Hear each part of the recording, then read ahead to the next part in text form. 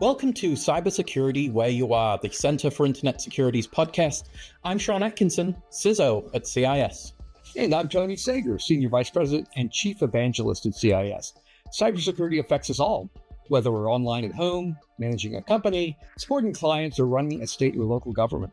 So join us on Wednesdays as we discuss trends and threats, explore security best practices, and interview experts in the industry. Together, we'll clarify these issues, creating confidence in the connected world. Hello and welcome to the show, Cybersecurity Where You Are. I'm Sean Atkinson, CISO here at the Center for Internet Security, running solo today, talking about AI and ransomware. Thought this was an interesting topic that we should address, got some commentary on, and ultimately what we're starting to see now really in the industry is the uptake. Obviously, AI, if it's not AI enabled, I don't think it works, respectfully. And now we're starting to see AI become prevalent, not only from the defender, but from the attacker. And ultimately, this leads us down a path of thinking about AI's impact really on, in this case, we'll use ransomware. Right? Is the generation of such capability through an AI-enhanced attacker or even developer in a lot of cases from a malware perspective, is this giving them a new opportunity, a new cash cow, as it were, to generate ransomware that's differentiated, that bypasses certain signature capability? And are we then, from a defender's perspective, on the back foot? If we're using AI, are we on the front foot? Or are we on middle ground where it's AI versus AI and it's, the stare down contest to see who flinches first? But we've got to think about what we've seen in the last few years. Respectfully, the way I think about AI, and we've got to abstract that AI itself is really a banner across many different technologies, RAG, we've got machine learning, we've got deep learning, we've got generative AI, all of these different parenthetics. But for this podcast, we'll just use the common vernacular of AI to really think about those. But you'll see there's context when I use AI that will be different in different scenarios. So again, I ask for your forgiveness in that space. But when I see AI's utility, ChatGPT, as far as I'm concerned, changed the game. This was the introduction of the internet, the introduction of email, and these are the types of really overarching changes to the way we're going to work, the way we interact, the way we generate content hugely in this space.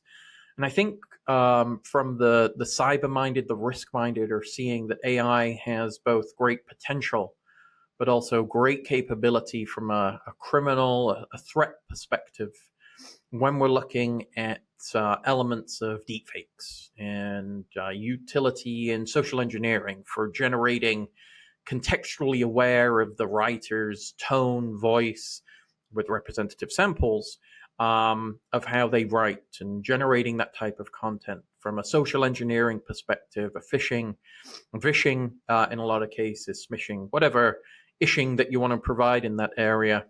AI is going to have basically an impact in that space.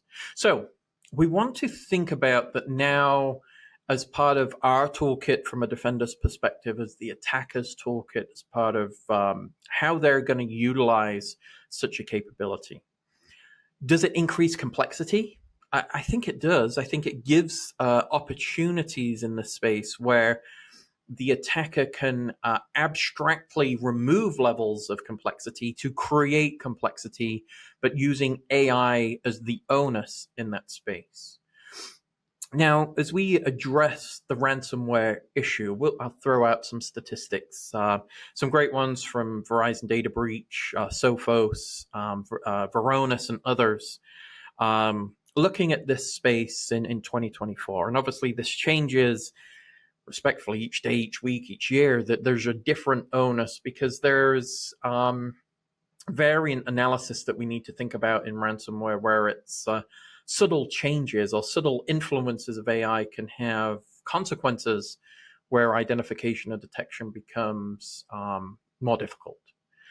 So as we go down this route, we look at the motivations of those utilizing such a technology and such a capability, and we address this fact.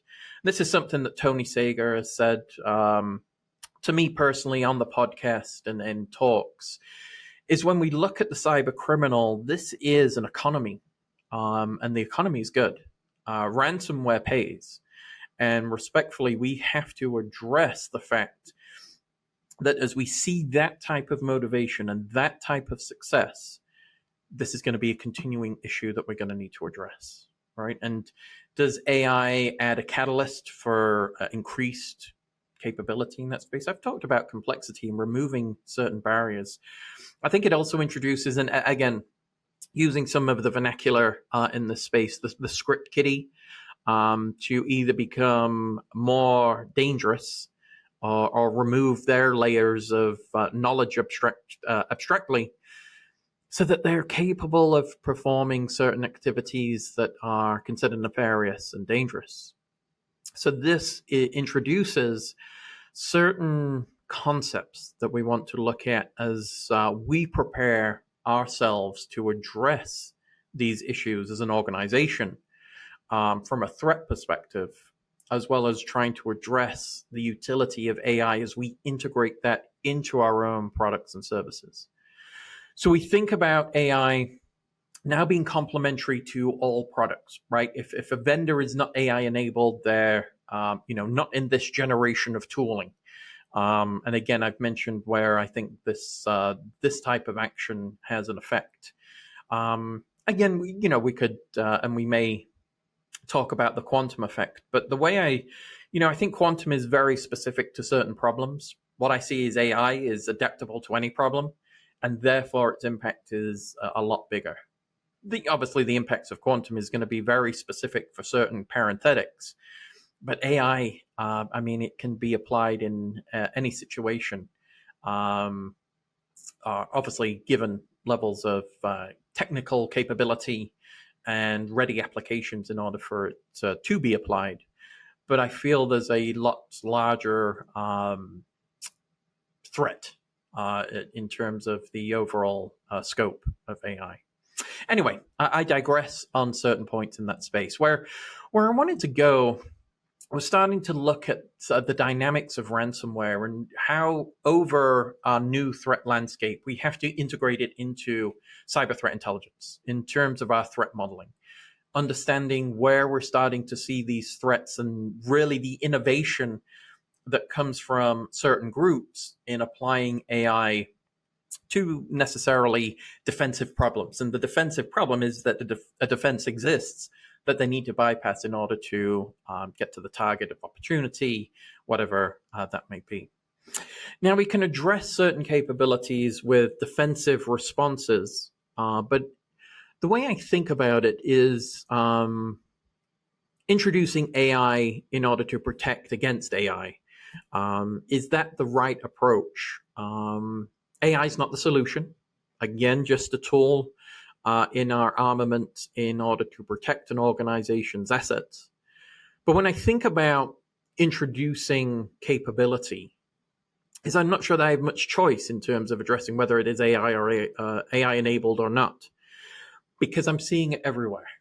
Either if it's through a parenthetic of machine learning, even through it's a parenthetic of a generative capability, a reactive approach to heuristics that ultimately an infrastructure is seeing through the telemetry it gathers on its underlying infrastructure and network. So this gives rise to certain questions. This question is of impact. When I look at the probability of an AI-enhanced attack methodology, almost guaranteed, right? The probability. When I think about the impact, I think of where we're starting to see advantages from an attacker mindset to a defensive capability. We see it across a number of different elements. As mentioned previously, some of the attack vectors that could be in play. I think the successes are obviously advertised in a lot of cases because it's good news and is really stems as a motivator for those that have these moral elements, as it were, to bypass and to affect organizations. I think both from a frequency, cost, and a trend perspective, the only way is up in terms of ransomware attack. And again, financially generated, this is an economy unto itself. So there are many layers in this this economy, both from the development, the distribution, the deployment, even in some cases, the support of AI-enabled capabilities in order to deliver ransomware bounties. You'll have call centers that will help you convert cash to Bitcoin and get those delivered in terms of your overall, as it were, restitution of data from its encrypted state from the attacker's perspective. And we need to use AI as an ability to abstract certain elements of that particular kill chain, addressing from potentially zero trust type capability, again, on that journey to zero trust. The way I feel about zero trust right now is it should be part of every project. Now, whether you call it zero trust or not, perfectly fine. But those tenets are certainly important. Encrypt everywhere. It's a great idea. Trust but verify. Another great idea. Again, I'm not saying the implementation's easy. By no means. This is a journey. This is not a destination to zero trust. This is a continuous element of you approach proactive security measures that are going to be AI enhanced. This is just what we're seeing from the vendor community. And with that, we'll be right back after this quick break. Operating systems in the cloud are vulnerable to malware, misconfiguration, and more. That is, unless you securely configure them. Enter the CIS hardened images. These virtual machine images come pre-hardened to the CIS benchmarks, providing built-in security and compliance you can trust. Available at less than 3 cents per compute hour, CIS hardened images save you time and money managing your cloud security posture. Available on all major cloud service platforms. So spin one up today by visiting cisecurity.org. Thank you, and let's jump back into the episode. So with the zero trust capability, this journey, identifying the kill chain elements, gives us really a path. This path is to move us down a road where we can address not only the impact necessarily of an attacker strategy, but using AI enhanced capability to build a better mousetrap. Now, in this case, what is going to be the reaction? Well, the reaction is that better mousetrap is going to be responded to with enhanced automated attacks, improved evasion, and more sophisticated malware, therefore leading us down this cat and mouse game of where we've got both the defender's AI dilemma now, and then the advantage from the AI attacker. Now, I've heard, concepts of, the defender's dilemma is getting it, we have to get it right all the time, and the attacker has to get it right once. But ultimately, the attacker needs to have good information and a good strategy of getting it right once. And I've heard that before, and that's fair. I don't think it's just the attackers just closing their eyes, clicking a mouse button, and they've compromised their underlying system. Takes effort, and ultimately that effort is, in their case, rewarded with a ransom being paid, therefore making it profitable to spend that time in terms of being right once, with respect to a defender having to be right all the time. Now, we augment through a process in that case by trying to address ransomware as an underlying threat to organizations. Now, I look at the Verizon data breach report, absolutely wonderful, wonderful information, annually reviewing that. Summary of findings is great as well, that quick glimpse into what we're seeing. Now, we see ransomware kind of leveling off towards 2023, 2024, still high, still a 32%. When you combine it with extortion tactics, and these are the different tactics now being used as part of the attacker toolkit. We're going to augment and utilize different capabilities in order to necessarily change the script on what we're seeing in the space. So it gives us food for thought as we look at that type of intelligence to address the underlying issue. One of the underlying issues that I see is the demand, and we're seeing demand of ransoms both being paid and having a higher value as really a return on the underlying investment, as mentioned, from the attacker's perspective. If I'm looking at work from Sophos, I'm seeing that this is a $2 million initial ransom demand. I've also seen a counterclaim that AI could be used in the space from a negotiation perspective. Utilize AI in order to do the negotiation, get that number down. A very, very interesting approach, obviously, in that space. We then talk about double extortion attacks and things like that, where, well, not only have I encrypted it, you pay, but then I've also stolen it and I'll sell it, on this, the ephemeral dark web. Very interesting processes, different types of technique that are used. Again, we need to respond to. With our response in that space, it's, again, critical that we utilize capability with AI enhancements as not the answer. Again, as mentioned, this is part of our toolkit. And if we've got advanced tools that are at our disposal, makes a lot of sense to use them, but there is a caveat, right? We need AI governance in that space in order to make sure that the tool we're utilizing is not necessarily abstracting our data or utilizing our data in a way that's not conducive to the way our data should be treated. One of the things I've seen, and again, podcasts at cisecurity.org, be interested in your thoughts, is AI enabled, not necessarily without awareness, in order to improve the underlying model's capability, right? I need data in order to make this model more capable. Let me get that through these processes, through maybe a lack of transparency. Now, do I see that everywhere? I do not. But have I seen it? I absolutely have. Very, very important that we move in that direction. We then can utilize AI from a defensive perspective to start looking at strategy, looking at attack vector, scenario analysis is one thing I'm going to continuously discuss because I think it's important for preparation. Thinking about methods of where we can see ransomware hitting organizations, exploiting vulnerabilities, utilizing compromised credentials as part of the underlying tactics, techniques, and procedures that are used to attack organizations.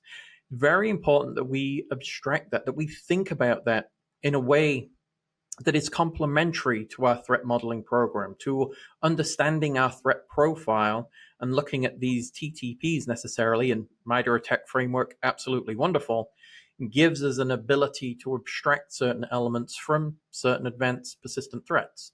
And an attack vector that we can use these different elements across many different techniques in order to understand what type of tactics are being used, chaining those together and looking at where we've got a defensive posture in our organization. Leads me down a path of purple teaming. Think red makes blue better, and really then helps us move the needle in a way that gives us a preventative strategy. I'm even down the path with Kelly Shortridge's work on security chaos engineering, utilizing that as another method of assessing resiliency within both infrastructure and software. Again, great book that I would recommend. Now, we also go down the automation path, target identification and evasion as elements of where AI is driving a capability in the space to necessarily take the onus of automation, enumeration, reconnaissance, and exfil out of our hands and utilizing necessarily a scripted or programmed capability that removes I'll call it a layer of abstraction in a lot of cases. I don't necessarily need to know the internal combustion engine's mechanics in order to drive the car.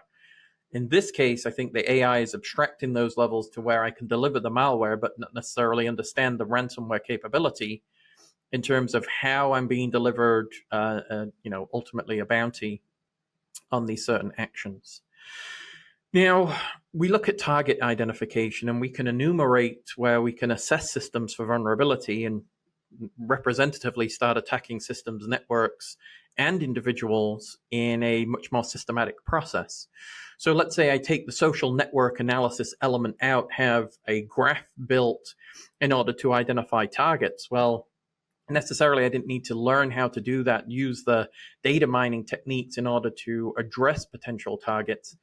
I've left that to another. Ultimately, here's an attack profile, here's the social engineering I can use, and hey, here's an email that can be delivered that's going to have a percentage element in which that is clicked. That's quite interesting when we think about it from an attacker profile perspective. And then we look at evasion, again, utilizing what I'll call a foundational framework of malware generations, as it were, that can be abstracted, augmented, built upon, obfuscated. We even go down the path of polymorphic if we want to get into object orientation elements here, but leads us to where these elements can be changed, can be chained, and can be delivered in such a way that it's an evasion tactic of traditional security measures. When you look at an organization, you go through that enumeration. Can we assess the vulnerability of that underlying infrastructure to be resistant to certain types of attack? We can assess that. Well, why waste my time? I'll go after the weakest chain in the link, as it were. I'm not going to spend my time there where I've got greater success down that respective chain.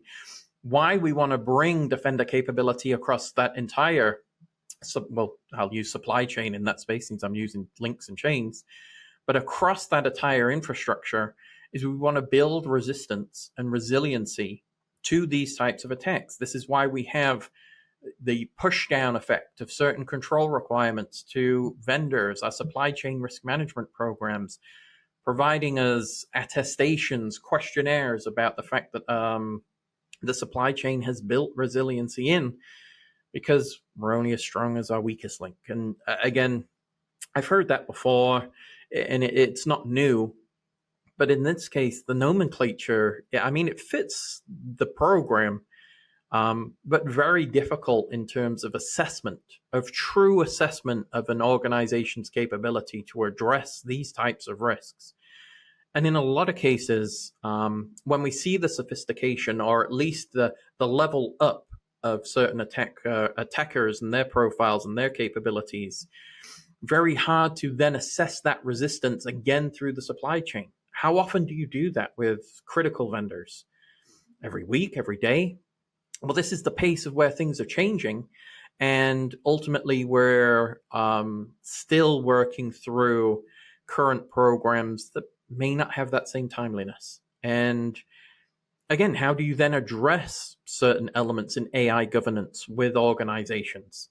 How do you address, have you inventoried the utility of AI within your infrastructure to assure either one, that they're building a capability that, one, they understand that it is enabled in a lot of cases by default, and two, that it has necessarily an ability to sustain against respective attack, or is another detriment to their underlying program if the AI is not being used judiciously.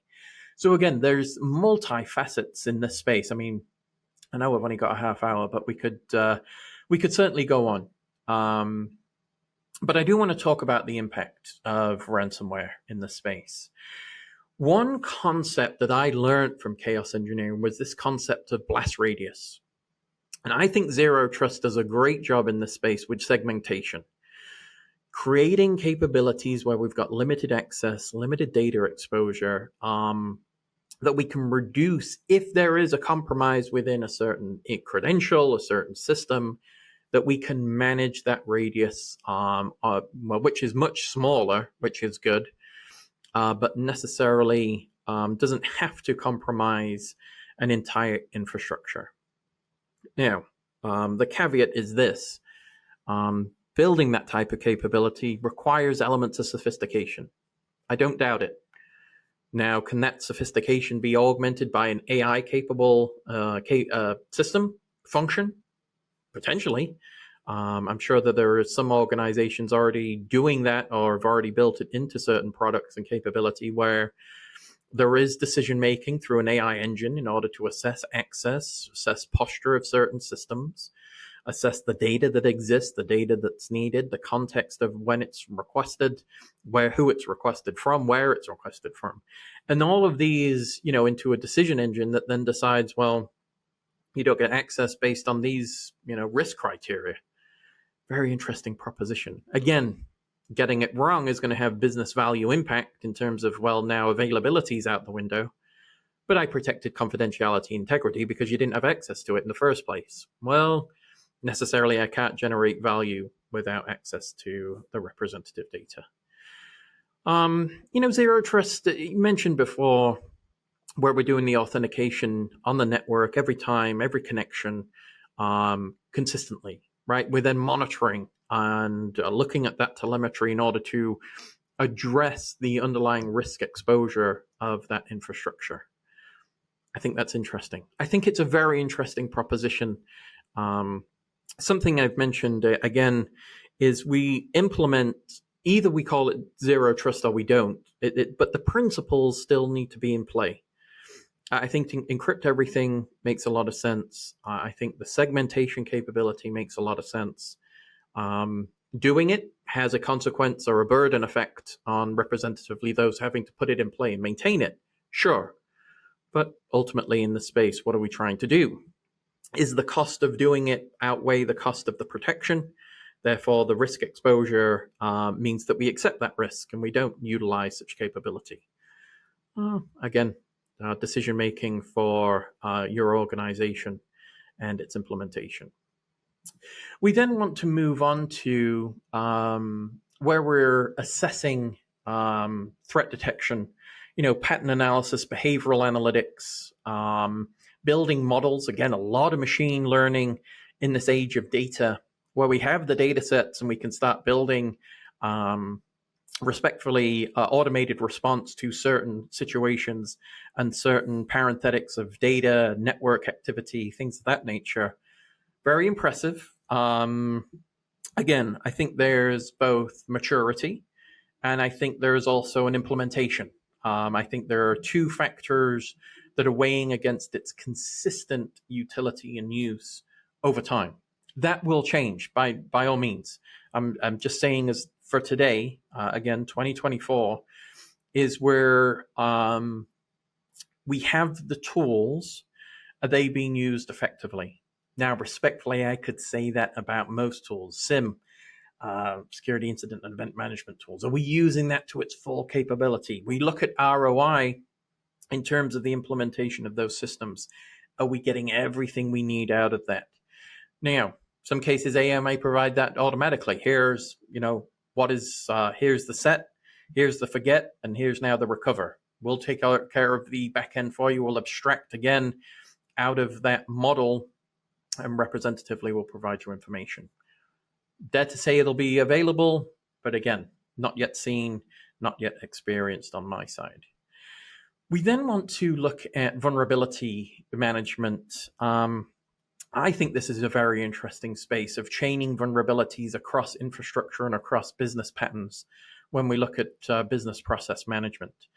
I think there are integrated vulnerabilities across certain sections of our infrastructure that need a lot more attention than just individual vulnerabilities that are addressed as high or critical. This is because when you start to look at the value chain across that business process, the impact is should be felt more than just an individual system or data element, but as an impact to an entire infrastructure and business process. I think there's a layer of inheritance that we need to assess and kind of rise up as it were, to think about business processes versus individual systems, individual assets, and the consequence of those being compromised individually, where we get to vulnerability management as a whole. I think that bears thought, bears decision-making, and consideration in this area. We look at enhancements in terms of current layers of control. And I've mentioned that there are a number of different products and services across multiple layers of defense, all AI enhanced, respectfully, utilizing capability to assess device, assess the underlying network infrastructure, organizational level elements, data protection, data loss management, all of these elements combined, consumed as part of inputs into a decision-making model. Very, very interesting. I think there's potency in terms of how that can be applied and representatively reviewed on a consistent basis. I think it's good to do that type of infrastructure, but I think the response also requires consideration. It's all good getting this telemetry, but having to do something about it. Now, respectfully, Sean, well, let's go to AI. We'll integrate a SAW program, right? We'll do the automation, orchestration, and response type capability in this area. So it takes care of it for us. More layers, as it were, of this abstraction across the skill chain. And I think, there's capability in that space, right? That there's a need for automation and a thought of, well, it does it on my behalf, less human error, less hand-holding, automated system type capability. But in a lot of cases, I think we also need to address the introduction of the human in that process in order to make sure that the effectiveness matches the output. And when I say that, that's a measure. That's assessing whether or not we've built the right type of detection response capability that is now affecting change for the positive. Because ultimately, what we don't know, what we don't see, we can't necessarily react to. And if we've mismanaged elements of detection in this space, and again, what are we going to see when we've got this type of detection capability? Well, there's going to be an augmentation from the attacker's perspective because it's no longer successful and it's worth their time in order to invest in new capability. And this is going to be enhanced again through this AI cycle of giving access to evasion and automation in different ways that if we miss could be consequential and something that we're going to need to abstract and absorb into our underlying security operation capability. So with that, these are my thoughts on where I'm seeing AI, ransomware, enhancement in the space, cyber defense, and thoughts in this area. I'd love to get your feedback, podcasts@cisecurity.org. And with that, we'll talk to you soon. Thank you for listening to the podcast today. The thoughts and opinions expressed by our podcast guests are solely theirs and do not necessarily reflect those of CIS. Tune in on Wednesdays for a new episode. And in the meantime, visit our website at cisecurity.org. Together, we'll continue our efforts of creating confidence in the connected world.